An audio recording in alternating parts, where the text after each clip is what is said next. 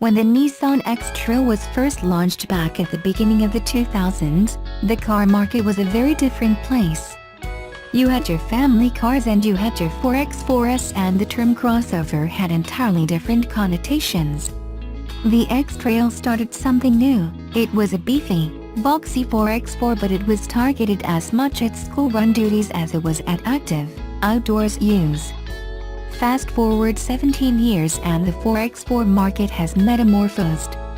Every manufacturer now has a full range of crossover vehicles in Russian doll sizes, and Nissan's Qashqai is the most popular of the lot. The bigger Nissan X-Trail is still hugely popular, though, with global sales of 766,000 in 2016, making it the world's most popular SUV, and its extra size makes it a more practical choice for families than the Qashqai. As with anything this popular, it doesn't make sense to rip up the rulebook and start over every few years. So the new 2017 X-Trail is an evolution of the previous model rather than a dramatic change. That much is evident the moment you step inside the updated 2017 Nissan X-Trail. Despite a handful of upgrades, it's a very familiar place to sit. Indeed, when I had the chance to drive the X-Trail for the first time, it was alongside the new Qashqai, and it shares so much of that model's design DNA that the two are difficult to tell apart for anyone not in the know. So what's new inside?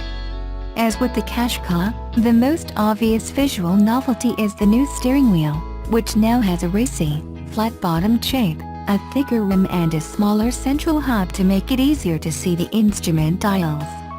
Elsewhere, the top grade Tecna trim now gets heated seats up front and in the second row, the leather seats have enhanced quilting, and boot capacity has been improved from 550 liters to 565 in the 5-seat model. The 7-seat model's boot size remains at 445 liters, but it doesn't look hugely different, and the layout and popular 7-seat option remains in place. There hasn't been a huge step forwards in terms of what the X-Trail offers in its infotainment system either. There's a new optional 8-speaker Bose audio system, which I didn't have the chance to listen to in my test X-Trail, but which sounds fantastic in the Nissan Qashqai, and there's now DAB radio across the range too. Otherwise, even with its slightly more ad-like appearance, the infotainment system is beginning to show its age. The sat-nav works reasonably well, but there's little in the way of provision for smartphone users other than the usual hands-free phone and Bluetooth audio playback support. There's no Android Auto or Apple CarPlay option, and the only built-in apps deliver Eurosport headlines, TripAdvisor suggestions and Google Online Search. Not the most useful array of software I'd venture. On the plus side, the 2017 Nissan X-Trail's infotainment system is at least easy to use and logically laid out. It's just a shame there isn't an awful lot to it. The new Nissan X-Trail paints a similar picture when it comes to driver assistance technologies, which Nissan made great play of at the launch. Dubbed ProPilot, this system will be able to control steering, acceleration and braking on highways and while cruising at high speed. But it won't be arriving for customers on the Nissan X-Trail until 2018. For now, you'll have to make do with the usual selection of helpful, but slightly less exciting, features, which include, depending on the model you purchase, automatic bay and parallel parking, 360-degree top-down camera view, road sign recognition and lane departure warnings. The X-Trail's Hill Start Assist feature has been improved with the new Standstill Assist, which will hold the car still for 3 minutes before applying the parking brake automatically. The car's intelligent mobility features have been enhanced as well, with pedestrian recognition adding to the car's intelligent emergency braking system and rear cross-traffic alert, which activates visual and audible alerts when the driver attempts to reverse when another vehicle is detected approaching from the side. The Nissan X-Trail is available with a couple of different engines in front-wheel and four-wheel drive options and with manual and automatic CVT transmission. It's effectively the same range as on the previous Model X Trail. I drove the 4-wheel drive 2-liter 175 bhp diesel with 6-speed manual gearbox both on and off-road, and it behaved impeccably in all conditions. It's a little noisy when the revs pick up, and the long-throw manual gearbox means the gear change is a little agricultural in feel, but handling is composed and assured as it always has been, and body roll is surprisingly well controlled around corners for such a large vehicle. On the road, it feels almost as agile and well-mannered as the smaller Qashqai, and they took our off-road route, mainly gravelly fire roads with one steep and bumpy downhill technical section, comfortably in its stride. With no complicated settings to worry about, a simple knob mounted in the center console allows you to switch between 2WD, auto mode, where power is sent to the rear wheels only in slippery conditions, and 4WD, this is not a car you can take on the harshest of off-road safaris, but it'll go fine if you regularly drive reasonably long sections of unpaved road. With prices starting at just over £23,000, the Nissan X-Trail 2017 delivers a for your money. It's spacious, handles well, delivers effective off-roading capabilities, and there's a good selection of safety tech as well. The slightly refined exterior design means it looks better than ever as well, although I do feel the slightly buggy rear brake light clusters could do with a makeover.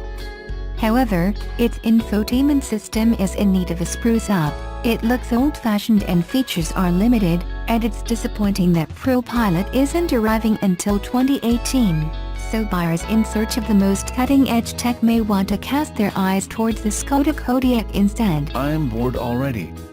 Don't be.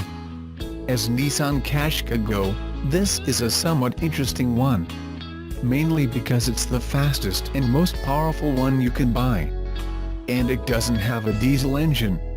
Its 1.6-liter, 4-cylinder turbo petrol has 161 bhp and 177 pounds-ft, so 0-62 mph takes a shade over 9 seconds, and the top speed is a whopping 124 mph. Not that quick, is it? No, not really.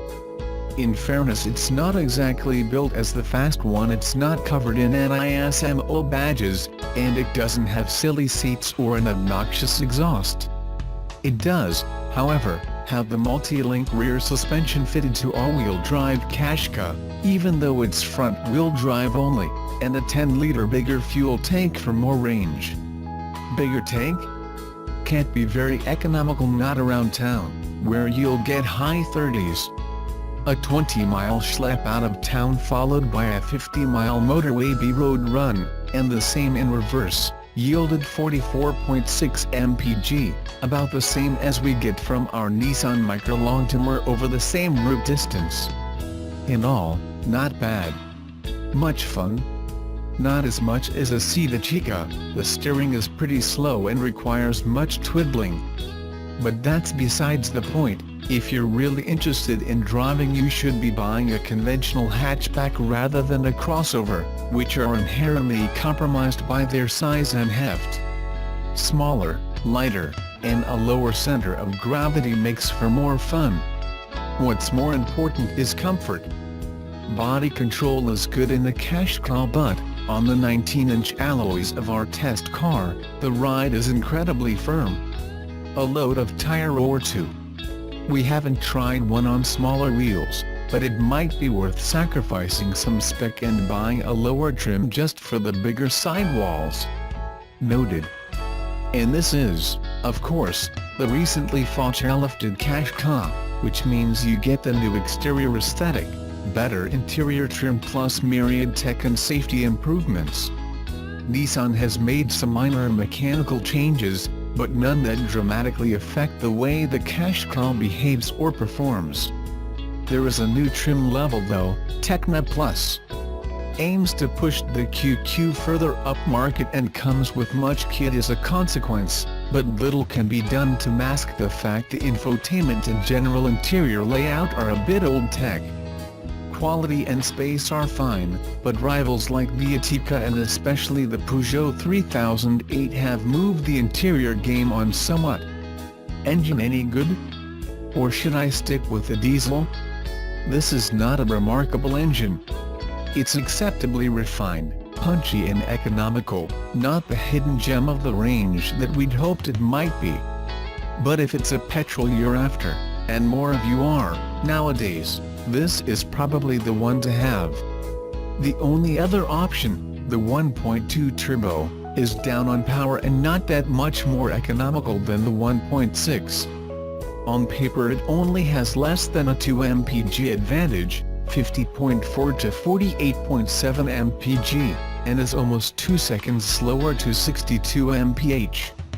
You'd have to work it harder, so in that fabled thing we call the real world they're probably equally uneconomical.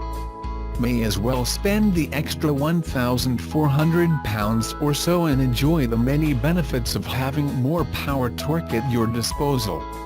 Makes for a comfier, more relaxing car. Unless you want auto, then you have to have a CVT, UGG, and the 1.2. Should I buy one? If you like the cash car, fair enough, though there are crossovers we'd recommend over it, and don't want or are worried about buying a diesel, then yes,